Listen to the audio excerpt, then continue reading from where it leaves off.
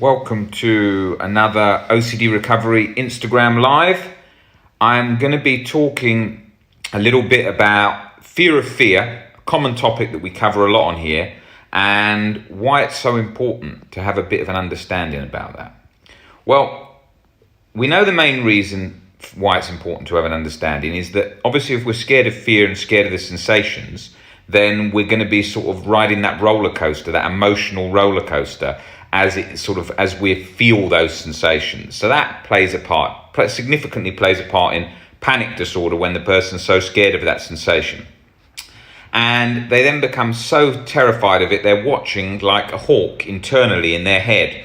How scared are they? Is that sensation rising? What's happening with that sensation?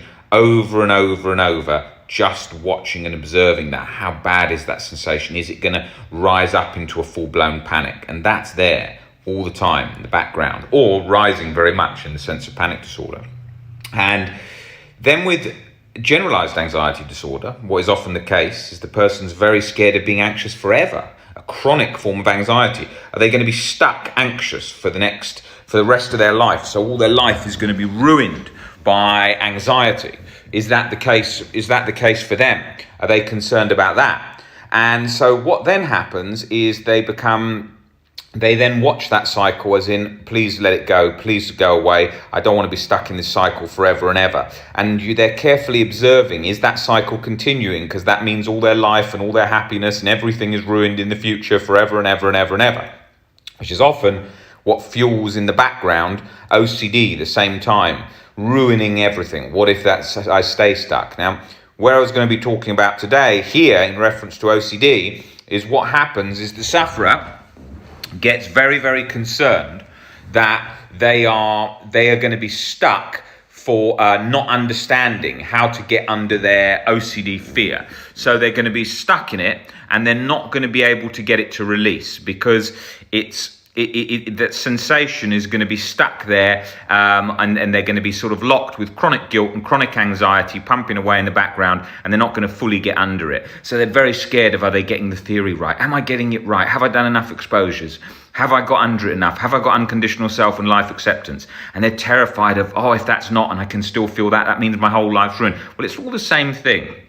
It's the fear of fear persisting for the rest of your life and being there, stuck, endlessly not being able to get out of that situation and it destroying your whole life. Even if I had 20 to 30% anxiety back now from today for the rest of my life persisting in the background, my life wouldn't be over. I could still do everything. I could still function, watch films, go out with friends, go to parties, go to restaurants, go and do anything. I could still do all of that.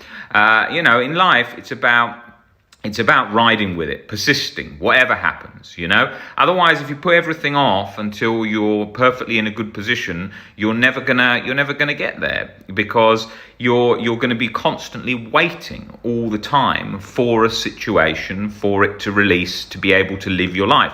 Or maybe it's in relation to all different things. Maybe a relationship, waiting till everything's right to ask the person out. Well, that's never going to come. Maybe it's in relation to a job, waiting for everything right till you get into that job. Well, that's, you're going to have hurdles in life, in relationships, in sports, in jobs, in everything. And especially with OCD, you're going to have loads of hurdles, loads of moments where you think you're right back at square one, but you're not back at square one. You'll feel like you're back at square one constantly, whatever happens. And fear of fear is very subtle. It's very sneaky. It's like a sneaky loop that sort of goes back on itself. So it's sort of under the surface, playing away, keeping everything fueled up. And we don't often notice it's at play. So we'll often think it's something else, that it's some thought or fear, when it's actually fear of fear that's just sort of looping in the background. And we're so scared of being stuck in that sensation forever or just feeling it locked. And when we feel relief from it, it's like taking candy from a baby. Once it's had it, it's had that thing that it wants, sweets or whatever a kid wants, and it's had it, and you take it away, it's very annoyed because it's just had that nice sensation. And that's the same when you felt relief temporarily, and then you feel anxiety come back. You're watching it internally like a hawk, and then it rears its head again, and then bang, you're back in the cycle again. So there's a lot of that going on. Now, that is simplistic in the terms of understanding that, as is a sort of fear cycle that's going on in there. But there is, of course, more in that.